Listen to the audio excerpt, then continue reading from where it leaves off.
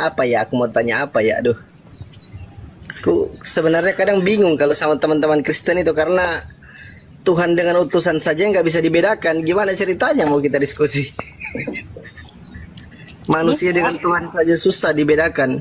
bisa lah. Siapa yang bilang nggak bisa? Apa ya? Aku mau tanya apa ya? Aku pun sebenarnya bingung juga sama kalian. Tuhan sama Nabi pun nggak bisa kalian bedakan. Ini soal Tuhan turun jadi manusia itu loh. Loh, bentar-bentar. Tuhan turun jadi manusia. Hmm. Tadi kau bilang kami nggak bisa membedakan mana Tuhan mana manusia. Iya kan?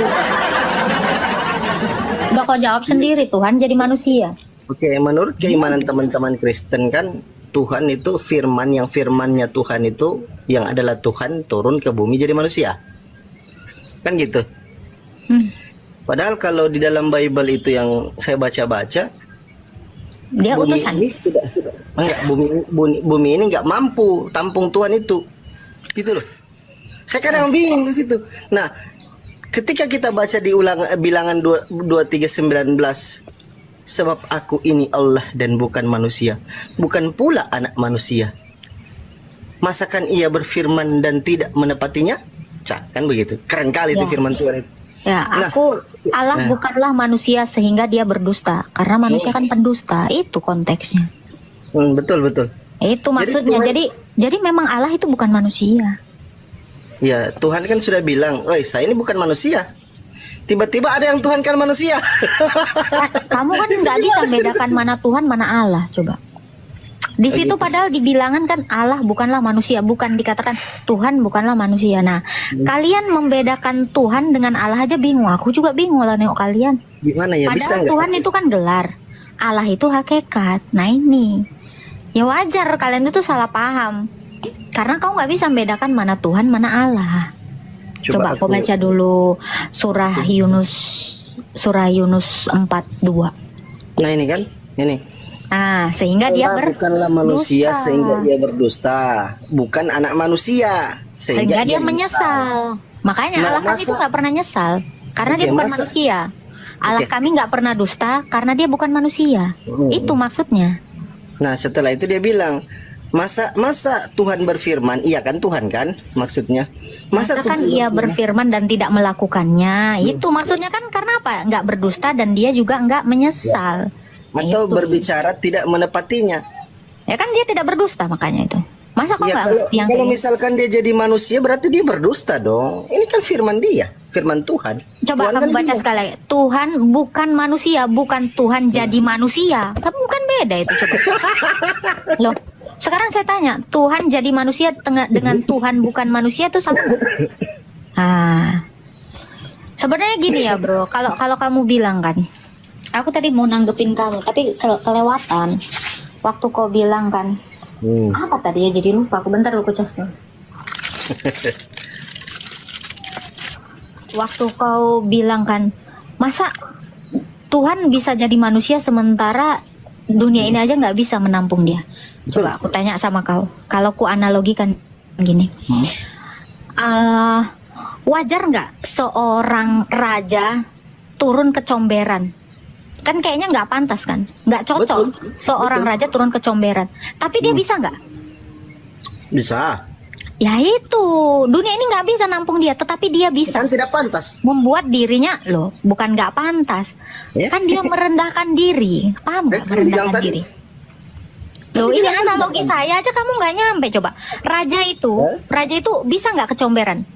Secara hukum Bisa. kerajaan sebentar nggak bisa. Secara hukum kerajaan raja itu nggak boleh turun kecomberan. Hukum kerajaan. Secara keilahian dia memang dunia ini nggak bisa nampung dia. Itu secara hukum Tuhan. Tetapi dia bisa. Kenapa? Karena dia merendahkan diri. Raja itu pun demikian. Oh. Secara hukum kerajaan dia tidak boleh masuk ke comberan. Tetapi dia mampu. Kenapa? Karena dia merendahkan diri. Itu konteksnya. Bantah bibirnya, bantah terus. Lo nggak ada yang dibantah.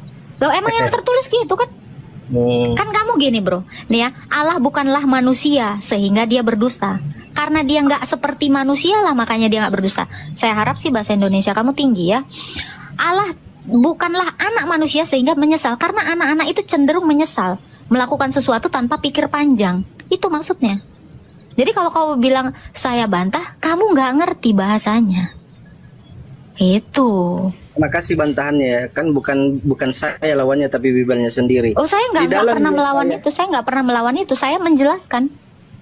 Oke, di dalam Yesaya. Coba. Masakan ia berfirman setelah dia tulis yang dua bait di atas ini? Masakan dia berfirman dan tidak melakukannya, atau dia bicara tetapi tidak menepatinya? Kenapa? Konteksnya dia berdusta dan suka kadang-kadang nyesel. Allah tidak demikian. Nah, Betul. sekarang saya balikkan ke Allahmu.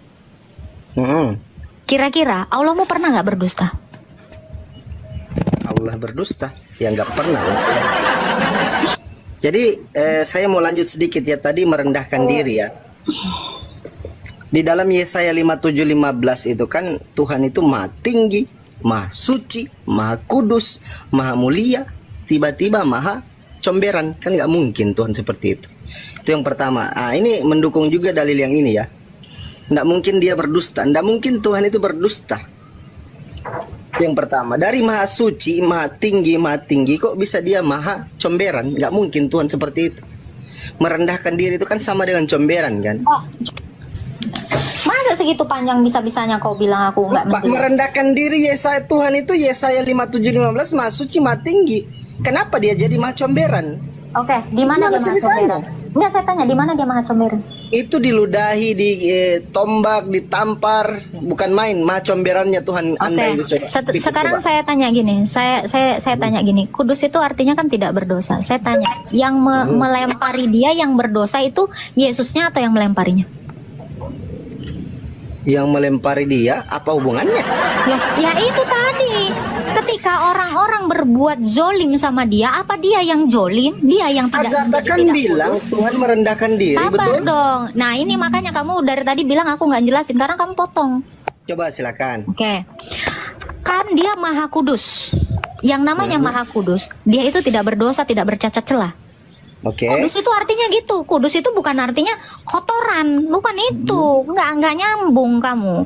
Karena konteksnya bukan masalah rinso. Gitu kan? Jadi kalau ada orang yang meludahi dia, yang berdosa, yang kotor itu siapa? Yang melakukannya atau yang dizolimi? Ya Siapa karena yang Tuhannya ini Bu. dulu kamu pikirkan satu. Ya, yang aku kedua, jawab, boleh yang jawab. kedua, Enggak, jawab yang dulu kedua. baru dilanjut. Jawab dulu baru dilanjut, baru Agatha Apa tuh? lanjut. Ya Yang karena kedua, kamu bilang dia maha tinggi. Masa maha tinggi merendahkan? Iya dong. Logikanya, bisa nggak yang maha tinggi meninggikan diri? Yang ada merendahkan diri. Itu secara logis. Oke. Bagaimana mungkin dia sudah paling tertinggi, dia meninggikan? Yang ada merendahkan diri. Ini paling logis. Sesuatu yang rendah, saya tanya sama kamu, sesuatu yang rendah, dia bisa merendah atau dia meninggi? sesuatu yang rendah dia Dia bisa merendah. meninggi atau merendah menurut kamu secara logika? Sesuatu yang apa tadi? Ulang. Sesuatu yang sudah rendah, dia meninggi atau merendah? Ya tergantung. Maunya dia meninggi atau Sesuatu yang rendah pasti meninggi karena dia tidak punya space lagi untuk merendah. Kenapa? Karena dia harusnya meninggi. Itulah sesuatu yang rendah yang ingin meninggi. Tetapi kalau yang maha tinggi, space-nya kemana? Ke bawah. Kenapa? Alamak. Karena dia tidak mungkin Kali Tuhannya. melampaui dia yang sudah maha tinggi. Yang ada adalah merendah. Oke, ini ini yang kan- tidak pernah sabar. Ini yang tidak pernah dimiliki oleh iblis. Karena iblis satu-satunya yang rendah yang meninggikan dirinya. Tetapi Oke. Allah yang maha tinggi, dia mampu merendahkan dirinya. Poin ini yang gak akan sampai ke dalam logikamu. Kenapa? Karena kamu berpikir yang maha tinggi meninggikan diri. Itu namanya dia sebelumnya rendah. Ini poinnya. Dua poin ini kamu harusnya nangkap. Kudus dan tinggi. Nah ini kudus tadi ingat ya. Kudus itu artinya tidak berdosa. Sekarang saya tanya kau, apakah Allahmu pernah berdosa atau Aku tanggapi tidak? dulu lah. Kenapa Loh. sih lari-lari? Sekarang Allahmu pernah berdosa nggak? Saya akan tunjukkan Tadi dalilnya. sudah 3 pertanyaan Anda tanya tadi. Saya mau jawab, tidak dikasih kesempatan Loh, kamu menjawab. nggak menjawab apapun dari tadi. Coba, Kamu makanya aku sudah jawab diam pertanyaan dulu, kepada jangan saya. ngerocos terus gitu loh. Silakan. Tadi Agatha mengatakan Tuhan merendahkan diri. Yang maha tinggi, ntar dulu ya, yang maha tinggi otomatis bisa merendahkan dirinya, jadi maha rendah.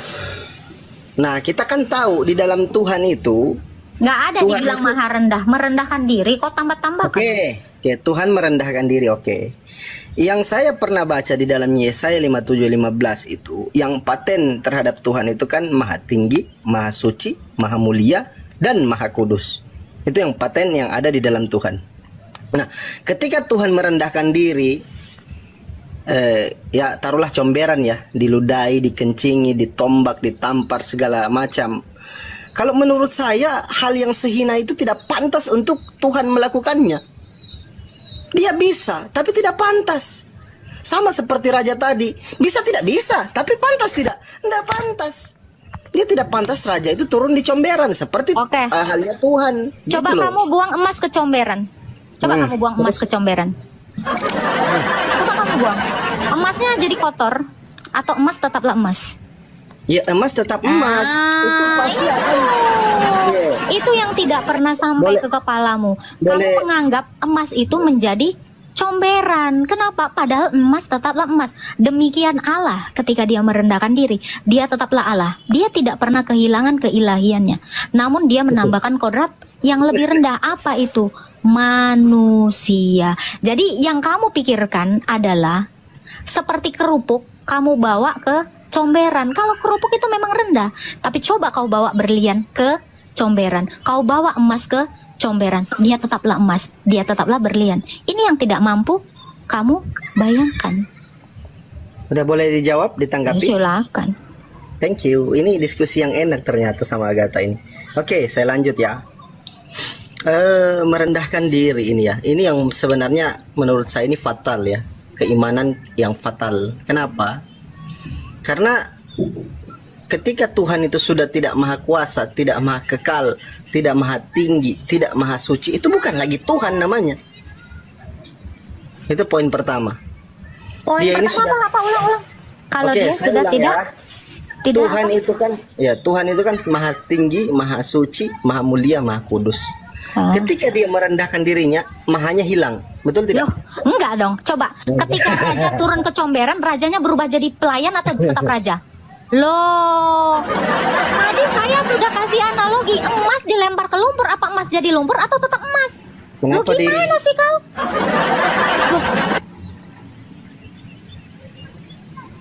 Sabar. Saya kira, sabar. Saya kira kamu cerdas. Kamu hanya mengulang sesuatu. Kamu hanya mengulang sesuatu yang sudah saya jawab. Tadi saya sudah katakan. Ketika Allah mengambil rupa manusia, keilahiannya tidak berhenti. Kamu bilang ketika Allah menjadi manusia, keilahiannya hilang. Emas kalau dilempar ke comberan, emas tidak jadi comberan. Emas tetaplah emas. Saya terasa kamu harus tangkap poin ini. Poin yang pertama kamu sudah gagal. Sudah patah. boleh ditanggapi? Sudah patah. Saya langsung balik ke Quranmu. Itu sudah saya jawab. Saya enggak. Loh, kenapa kamu takut? Kebanyakan yang di room saya begitu masuk ke Quran kabur. Lari-lari ya dulu ya. Enggak. Saya bukannya lari-lari. Gini ya. Bahkan saya mau turunkan kau. Saya berulang-ulang mengatakan pertanyaan kamu yang kamu bilang fatal itu udah saya jawab. Ini dong. Ininya nyampe. Saya nggak mau level saya berkurang untuk orang-orang yang tidak menanggap apapun. Saya yakin kamu tadi sudah menanggap dengan ayat-ayat kamu tadi. Itu terlalu gampang untuk saya jelaskan. Saya katakan sekali lagi. Emas jatuh ke lumpur. Walau dia dibalut dengan lumpur, keemasannya itu nggak akan hilang. Lumpur tetaplah lumpur, tetapi emasnya itu tetap emas. Allah tetaplah Allah, tidak hilang kekekalannya, tidak hilang kemahakuasaannya, tetapi dia menambahkan hakikat yang lebih rendah, yaitu kemanusiaan. Ini logika saya tidak pernah bertentangan dengan hal-hal apapun yang ada di dalam Alkitab saya. Cuman kamu yang coba menolak, tetapi yang paling fatal saya katakan, ketika kamu tidak berani masuk ke ranah ini, saya pastikan kamu adalah manusia yang kabur.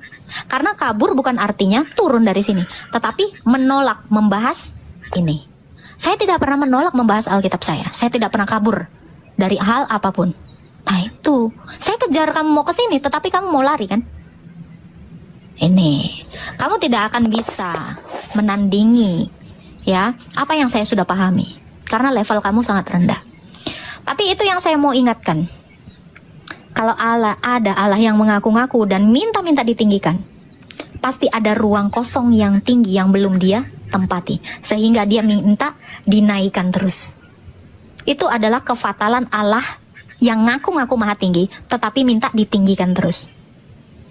Yang maha tinggi pasti akan merendahkan diri, karena ada ruang yang belum dia tempati, yaitu merendahkan diri. Ini yang saya katakan, hanya sekelas iblis yang tidak mau merendahkan diri. Itu ya, saya harap kamu lebih cerdas menangkap logika saya. Saya lebih berlogika di sini, bukan kamu. Saya tidak melihat logika apapun di dalam kepalamu. Kamu hanya tertawa menertawakan kebodohanmu. Kita naikkan lagi. Oke. Fes, halo. Halo, Islam Kristen. Kristen. Ada yang mau ditanyakan? Ada, aku mau nanya soal di kitab di Wahyu, boleh? Silakan. Nah, kan ada di kitab Wahyu itu ada cawan sama ada pengangkatan. Itu duluan mana ya? Cawan yang mana? Cawan berkala. Baca konteksnya. Sebentar, saya cari Alkitab saya dulu. Kan setahu saya tuh nggak berurutan ya, Wahyu itu ya. Wahyu itu bukan gak berurutan, bahkan di dalam Wahyu itu ada peristiwa yang sudah terjadi. Contoh perang naga, itu adalah penglihatan Yohanes yang diberikan Allah kepadanya untuk melihat seperti apa dulu malaikat itu jatuh dari langit dan bertarung dengan malaikat Mikael. Itu, jadi Wahyu itu bukan sesuatu yang random atau apa gitu. Ada penglihatan yang sudah terjadi dan yang belum. Yang mana bro? Silakan dibacakan. Sebentar. Nah kan kalau di Wahyu 14 kan hilang. Wahyu 14 Ayat 14 kan itu tuayan di bumi. Itu kan artinya rapture ya? Pengangkatan. Nggak ada rapture. Ajaran siapa rapture? Kemarin udah saya bahas itu. Rapture itu nggak ada. Rasul mana yang ngajarin rapture?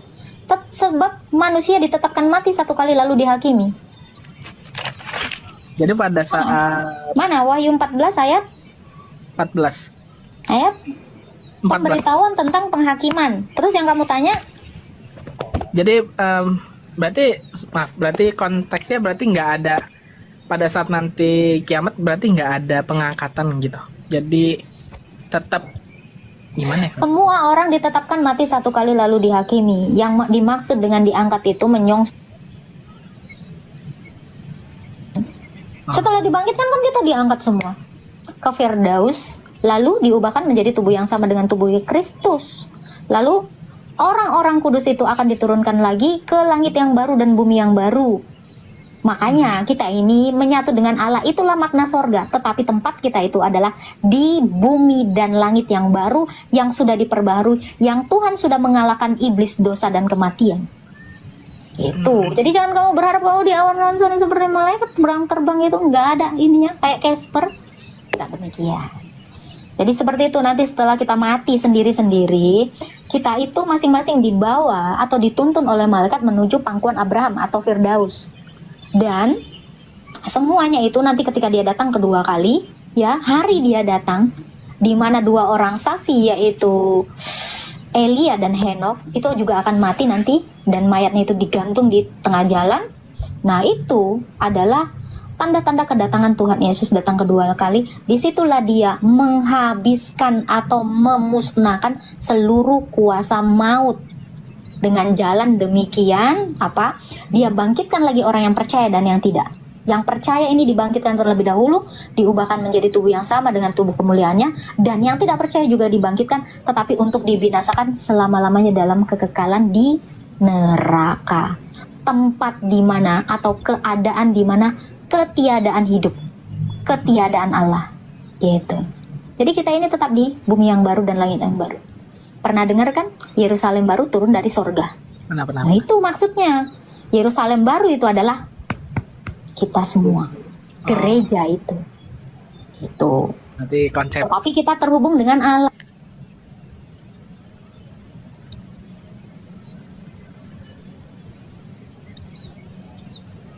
Aku mikirnya tuh kayak nanti ada satu hari kayak tiba-tiba kan Orang kayak lagi makan, nonton TV, hilang, diangkat. ya gitu tiba-tiba. Lawak-lawak.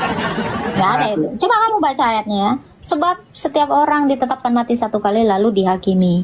Ibrani 9 ayat berapa ya? Oh, bentar. Ibrani.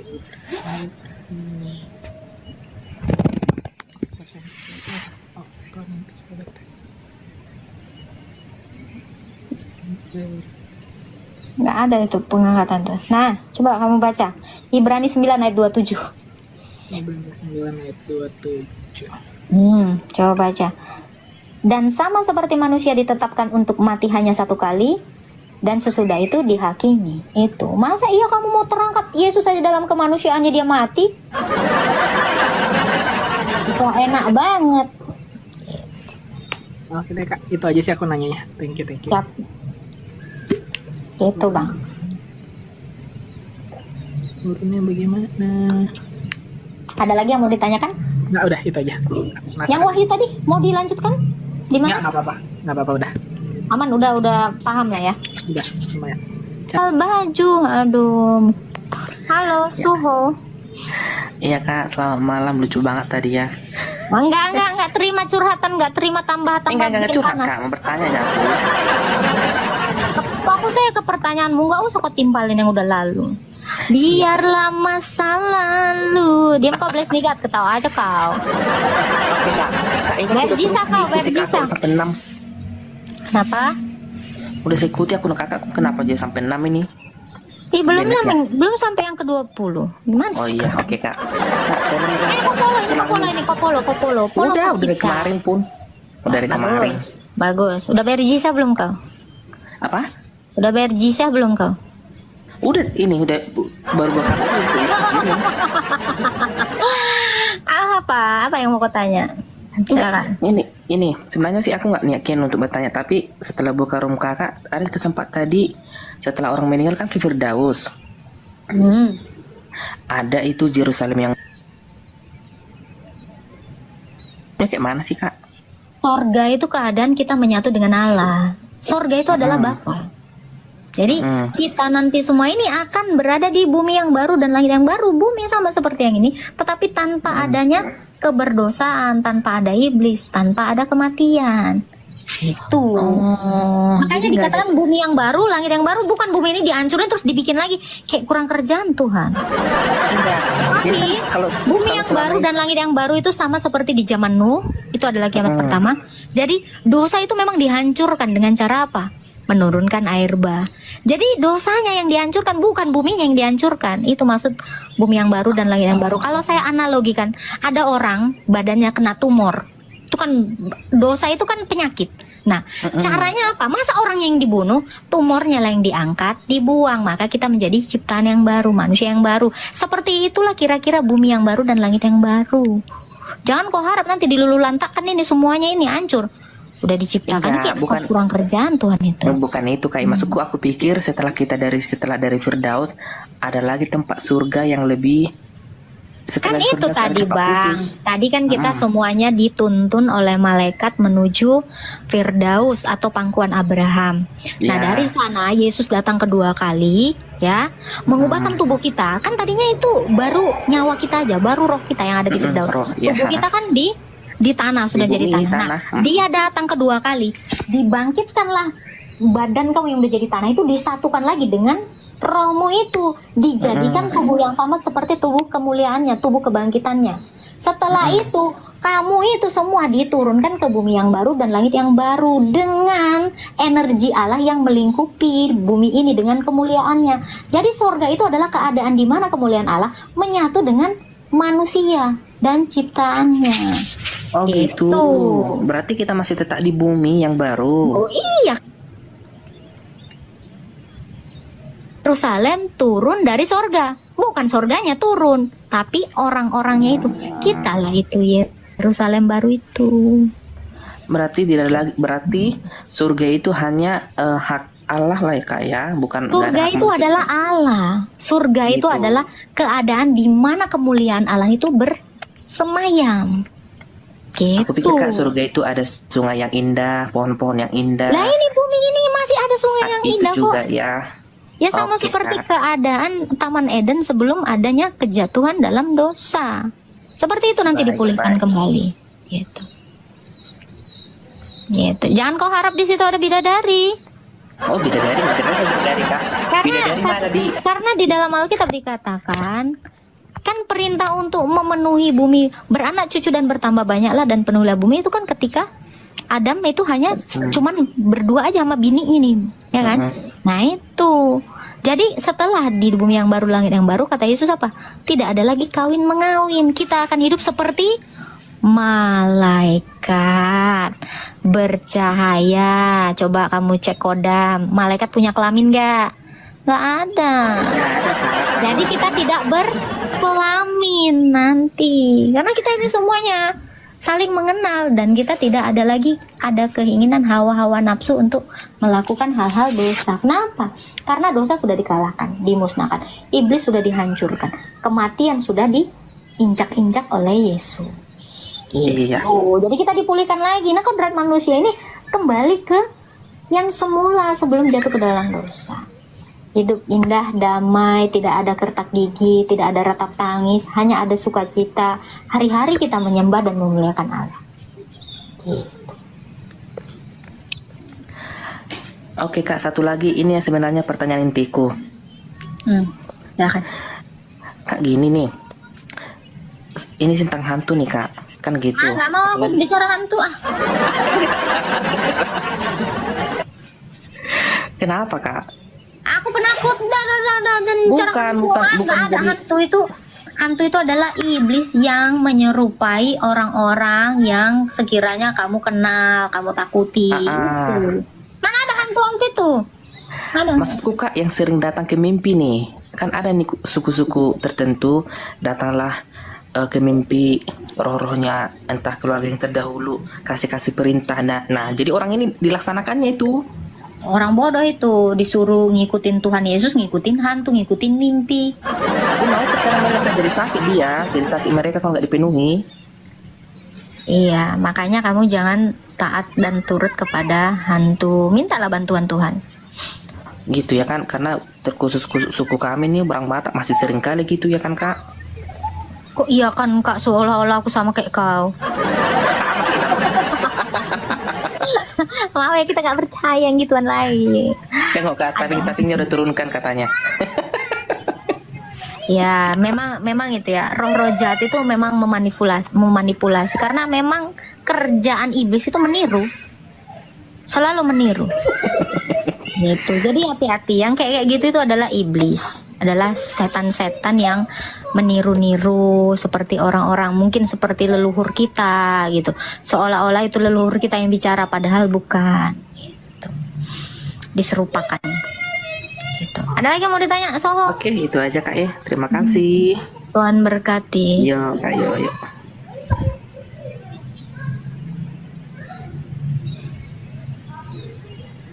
Ngeri kali, woi. Ada dokter, woi. Dokter Kolegium Bedah Plastik. Halo, Pak Dokter. Halo. Halo. Halo. Ya, halo. Islam Kristen, Pak Dokter. Saya Kristen, Kak Agatha. Iya. Kok segan kali aku dokter lagi. Banyak kali kita mau minta lah satu, Pak. Boleh? Ya, itu kan kita duniawi aja. Ya, ada yang mau ditanya, Pak? Segan Ya, kali aku. saya banyak belajar sama Kak Agatha ya, di room ini. Kedua, saya sudah mengerti paham benar masalah Trinitas. Tetapi saya agak bingung menjelaskan tatkala saya membaca Iman Rasuli Konstantinopel, di mana dikatakan setelah turun dari kerajaan maut ke dalam maut, Ke dalam kerajaan maut. ya, naik ke surga, duduk di sebelah kanan Allah Bapa. Nah ini saya ingin bagaimana caranya menjelaskannya itu, karena kalau seolah-olah duduk di sebelah kanan Allah Bapa, Itu bukan dalam seolah-olah, pikiran Pak. saya- Itu bukan Kenapa? seolah-olah duduk. Memang beneran duduk. Karena dia kan raja segala raja. Dia bertahta di kerajaan Allah. Ya. Benar-benar duduk karena dia yang memerintah gitu. Karena itu Ya. dalam kemanusiaannya. Kan ini adalah penggenapan dari gini, Ibrani berapa ya? Akan kubuat mereka menjadi tumpuan kakimu itu loh. Dia kan ini raja di atas segala raja. Bentar ya. Jadi Yesus itu benar-benar duduk. Dari Ibrani Bentar ya.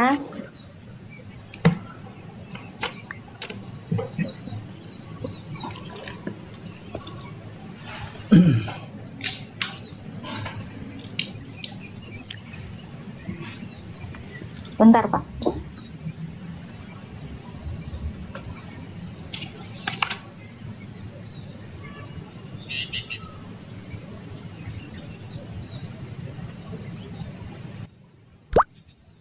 Mazmur ini dari Mazmur Daud ya, dikutip ya. Mazmur Iya, itu ya. Duduklah di sebelah kananku, Mazmur 110 ayat 1. Nah, ini ada paralelnya di perjanjian baru ya. Nih coba saya baca dulu ya. Mazmur 110. Ini maksudnya. ya. Ayat yang ke-1 coba. Demikian firman Tuhan kepada Tuanku, duduklah di sebelah kananku sampai kubuat musuh-musuhmu menjadi tumpuan kakimu. Nah, jadi benar-benar Yesus ini duduk di sebelah kanan Allah. Ya, saya yakin bahwa Yesus duduk di sana. Cuma tatkala, maksud saya begini, tatkala kita memahami itu, apakah tidak mengatakan bahwa ada Allah, ada Yesus gitu loh maksudnya. Betul. Betul. Memang gitu ya. Iya, karena Yesus itu kan adalah kemanusiaannya. Jadi Yesus itu kan memiliki dua natur kan, dua kodrat. Nah, Bapak tadi udah paham Tritunggal, tentu paham duinaturnya Yesus, kristologi. Jadi di dalam firman itu berdiam juga kemanusiaannya, Kolose 2 ayat 9. Jadi yang memerintah dan yang kita lihat nanti di dalam kerajaan surga itu adalah kemanusiaan Yesus. Oke. Nah itu, sementara Allah itu sampai kapanpun itu tidak akan bisa kita lihat. Coba Bapak baca 1 Timotius 6 ayat 16. 1 Timotius 6 6 ayat 16. Allah itu memang nggak bisa kita lihat. Bentar, Pak. 1 Timotius 6 ayat 16. Demikian firman Tuhan, dialah satu-satunya yang tidak takluk kepada maut, bersemayam dalam terang yang tak terhampiri, yang tidak pernah dilihat dan tidak dapat dilihat oleh seorang pun. Baginya lah hormat dan kuasa yang kekal. Iya itu. Jadi Allah itu bersemayam dalam terang sebab Allah adalah terang. Pernah dengar ayat ini? Ya, Nah, ya. terang itu nggak akan bisa duduk. Coba gimana caranya terang duduk? Jadi terang itu yang tak terhampiri tadi di 1 Timotius 6 ayat 16, itulah keilahian Yesus. Coba baca lagi di Yohanes 1 ayat 9. Terang yang sesungguhnya sedang datang ke dunia. Lalu ayat 14-nya jadi manusia. Jadi sang terang itu menambahkan kodrat manusia karena Allah adalah terang. Jadi yang benar-benar duduk di sebelah kanan Allah itu adalah kemanusiaan Yesus. Oke. Ya clear saya. Karena saya berhambat apakah tadi kalau duinatur berarti saya bisa pahami posisinya. Ya. Terima kasih, Kak. Siap, Pak Dokter. Ada lagi yang mau ditanyakan Pak Dokter? Nanti saya ngikut-ngikut dengar-dengar aja dulu. Banyak Ya. belajar saya. Shalom Bapak Ibu Saudara, terkasih dalam Tuhan kita Yesus Kristus. Terima kasih sudah mendukung perkembangan channel ini dengan cara subscribe, komen, dan share. Pada kesempatan kali ini kita akan merenungkan ke firman Tuhan dalam 1 Yohanes ayatnya kedua. Kristus perantara kita, anak-anakku, hal-hal ini kutuliskan kepada kamu supaya kamu jangan berbuat dosa. Namun jika seorang berbuat dosa, kita mempunyai seorang pengantara pada Bapa, yaitu Yesus Kristus yang adil. Dan ia adalah pendamaian untuk segala dosa kita, dan bukan untuk dosa kita saja, tapi juga untuk dosa seluruh dunia. Dan inilah tandanya bahwa kita mengenal Allah, yaitu jikalau kita menuruti perintah-perintahnya. Barang siapa berkata, aku mengenal dia, tetapi ia tidak menuruti perintahnya, ia adalah seorang pendusta dan di dalamnya tidak ada kebenaran. Tetapi barang siapa menuruti firman-Nya, di dalam orang itu sungguh-sungguh sempurna kasih Allah. Dengan itulah kita ketahui bahwa kita ada di dalam Dia. Barang siapa mengatakan bahwa ia adalah di dalam Dia, ia wajib hidup sama seperti Kristus telah hidup. Perintah yang baru, saudara-saudara yang kekasih, bukan perintah baru yang kutuliskan kepada kamu, melainkan perintah lama yang telah ada padamu dari mulanya. Perintah lama itu ialah firman yang telah kamu dengar. Namun perintah baru juga yang kutuliskan kepada kamu telah ternyata benar di dalam Dia dan di dalam kamu, sebab kegelapan sedang lenyap dan terang yang benar telah bercahaya. Barang siapa berkata bahwa ia berada di dalam terang, tetapi ia membenci saudaranya, ia berada di dalam kegelapan sampai sekarang. Barang siapa mengasihi saudaranya, ia tetap berada di dalam terang, dan di dalam Dia tidak ada penyesatan. Tetapi barang siapa membenci saudaranya, ia berada di dalam kegelapan dan hidup di dalam kegelapan. Ia tidak tahu kemana ia pergi, karena kegelapan itu telah membutakan matanya.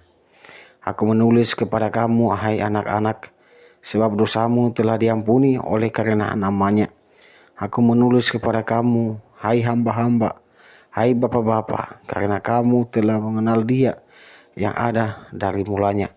Aku menulis kepada kamu, hai orang-orang muda, karena kamu telah mengalahkan yang jahat. Aku menulis kepada kamu, hai anak-anak, karena kamu mengenal Bapa. Aku menulis kepada kamu, hai bapak-bapak, karena kamu mengenal Dia yang ada dari mulanya. Aku menulis kepada kamu, hai orang-orang muda, karena kamu kuat dan firman Allah diam di dalam kamu, dan kamu telah mengalahkan yang jahat. Janganlah kamu mengasihi dunia dan apa yang ada di dalamnya. Jikalau orang mengasihi dunia, maka kasih akan Bapa tidak ada di dalam orang itu. Sebab semua yang ada di dalam dunia, yaitu keinginan daging dan keinginan mata, serta keangkuhan hidup, bukanlah berasal dari Bapa, melainkan dari dunia. Dan dunia ini sedang lenyap dengan keinginannya. Tetapi orang yang melakukan kehendak Allah tetap hidup selama-lamanya. Kiranya kasih Kristus yang senantiasa menyertai, memampukan kita untuk senantiasa bersandar kepada Tuhan Yesus dan mengandalkan Dia dalam kehidupan kita setiap hari. Jadi Bapak Ibu, saudara kasih Kristus, dalam Yohanes pasal 1 dan di ayat 18 mengatakan bahwa anak-anakku, waktu ini adalah waktu yang terakhir. Dan seperti yang telah kamu dengar, seorang antikristus akan datang. Sekarang telah bangkit banyak antikristus. Itulah tandanya bahwa waktu ini benar-benar adalah waktu yang terakhir. Memang mereka berasal dari antara kita, tetapi mereka tidak sungguh-sungguh termasuk pada kita. Sebab mereka sungguh-sungguh termasuk pada kita, niscaya mereka tetap bersama-sama dengan kita. Tetapi hal itu terjadi supaya menjadi nyata bahwa tidak semua mereka sungguh-sungguh termasuk pada kita. Tetapi kamu telah beroleh pengharapan dari Yang Kudus, dan dengan demikian kamu semua mengetahuinya. Aku menulis kepada kamu, bukan karena kamu telah mengetahui kebenaran, tetapi justru karena kamu mengetahuinya, dan karena kamu juga mengetahui bahwa tidak ada dusta yang berasal dari kebenaran. Siapakah pendusta itu? Bukankah dia yang menyangkal bahwa Yesus adalah Kristus? Dia itu adalah antikristus, yaitu dia yang menyangkal baik Bapa maupun Anak. Sebab barang siapa menyangkal Anak, ia juga tidak memiliki Bapa. Barang siapa mengaku Anak, ia juga memiliki Bapa. Dan kamu, apa yang telah kamu dengar dari mulanya, itu harus tetap tinggal di dalam kamu. Jika apa yang telah kamu dengar dari mulanya itu tetap tinggal di dalam kamu, maka kamu akan tetap tinggal di dalam anak dan di dalam Bapa. Dan inilah janji yang telah dijanjikannya sendiri kepada kita, yaitu hidup yang kekal. Semua itu ditulis kepada kamu, yaitu mengenai orang-orang yang berusaha menyesatkan kamu. Sebab di dalam diri kamu tetap ada pengurapan yang telah kamu terima daripadanya. Karena itu tidak perlu kamu